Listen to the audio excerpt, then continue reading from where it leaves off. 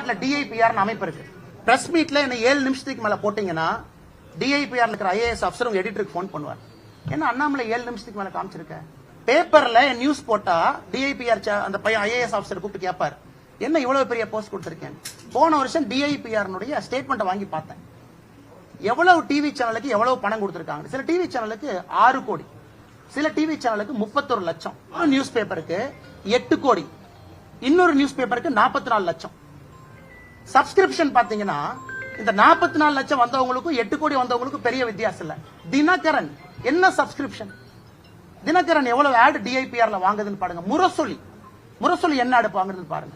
நீங்க ஒண்ணுமே இல்ல. டிஐபிஆர்ல 2020, 21, 22 உங்க டிவி சேனல் உங்க நியூஸ் பேப்பருக்கு தமிழ்நாடு அரசு எவ்வளவு கொடுத்திருக்காங்க பட்ஜெட் அட்வர்டைஸ்மெண்ட் பாருங்க.